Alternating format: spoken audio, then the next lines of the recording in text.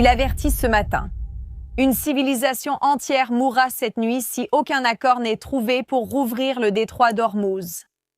Nous allons continuer à lire cela dans son intégralité. Il dit « Une civilisation entière mourra cette nuit pour ne jamais revenir. Je ne veux pas que cela arrive, mais cela arrivera probablement. Cependant, avec un changement de régime total, où des esprits plus intelligents et moins radicaux prévalent, peut-être que quelque chose de merveilleux pourrait arriver.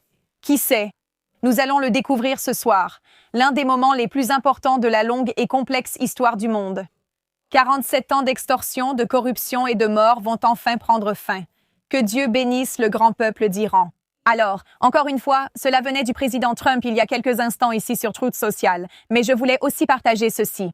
Publication sur Truth Social d'il y a quelques jours du président Trump, après qu'il ait donné au régime iranien jusqu'à 20h heure de l'Est, aujourd'hui, pour un cessez-le-feu qui incluait la réouverture du détroit d'Ormuz. Il dit « Mardi sera le jour de l'usine et du pont, le tout en Iran. Rien de comparable. Ouvrez le détroit, sale bâtard fou, ou vous vivrez en enfer. Attendez seulement. Loué soit Allah, Donald J. Trump. » Maintenant, je voulais aussi partager ceci parce que nous découvrons cela ce matin également. Les El-Swaiwa ont mené des dizaines d'attaques contre des cibles militaires sur l'île de Karg en Iran la nuit dernière et tôt ce matin. C'est ce qu'a déclaré un haut responsable Swaiwa qui s'est exprimé auprès de Fox News. Le président Trump a suggéré des attaques contre le bastion iranien la semaine dernière après des menaces de réouverture du détroit d'Ormuz. Un responsable a déclaré « Les El-Swaiwa ont frappé des dizaines de cibles militaires sur l'île de Karg. » Des frappes aériennes ont bombardé Téhéran aujourd'hui et les autorités iraniennes ont demandé aux jeunes de former des chaînes humaines pour protéger les centrales électriques quelques heures avant la date limite fixée par Trump pour la République islamique. Trump a prolongé les délais, mais il a indiqué que celui de 20 heures à Washington était définitif, ce qui a inquiété les Iraniens. Il a menacé de détruire les centrales et les ponts de l'Iran, comme il l'a publié sur Truth Social, si Téhéran ne rétablissait pas la navigation dans le détroit par lequel transite 1/5 du pétrole mondial. Le dirigeant iranien a déclaré que 14 millions de personnes, y compris lui-même, s'étaient portées volontaires pour combattre.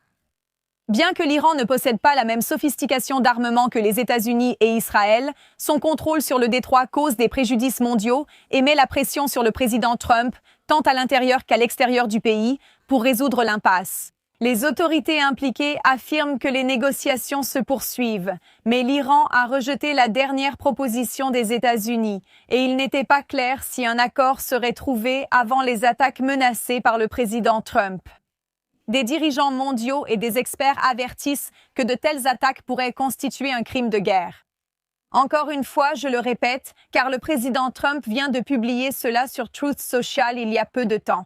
Nous avons également indiqué que des attaques ont frappé l'Iran, y compris des zones résidentielles de Téhéran, faisant près de 30 morts.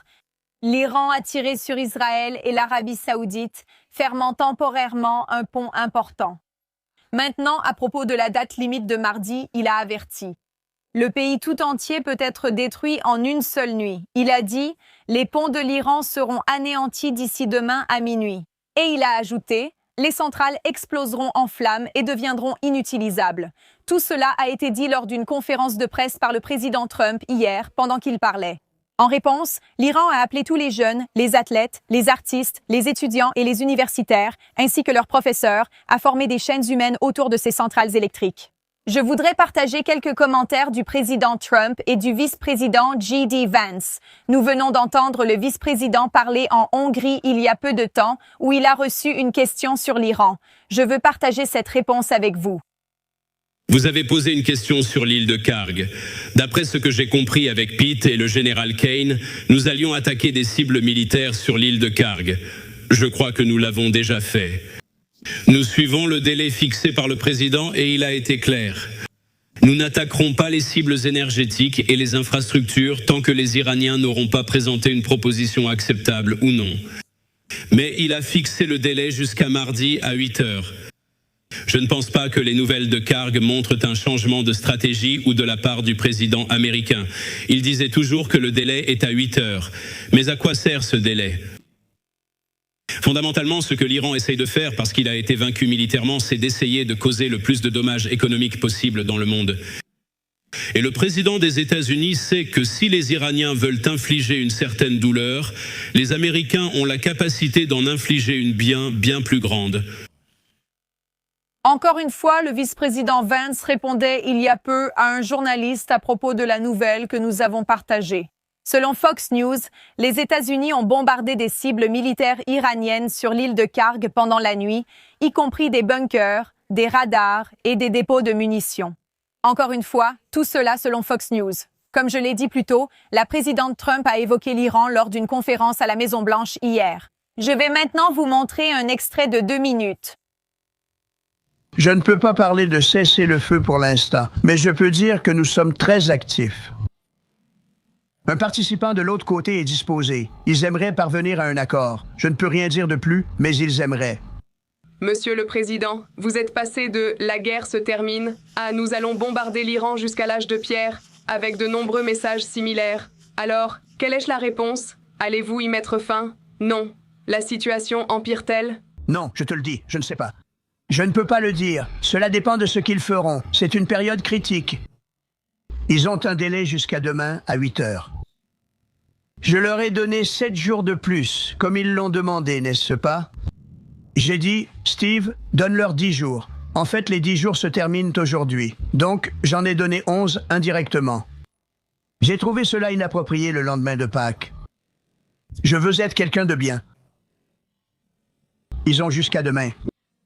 Maintenant, voyons ce qui se passe. Je peux te dire qu'ils négocient de bonne foi. On va voir. Nous recevons l'aide de certains pays incroyables qui veulent vraiment que cela se termine. Car cette situation les touche aussi fortement. Beaucoup de personnes sont affectées par cela, mais nous leur donnons. Nous donnons jusqu'à demain 8 heures du soir, heure de l'Est. Et après cela, ils n'auront plus de pont. Ils n'auront plus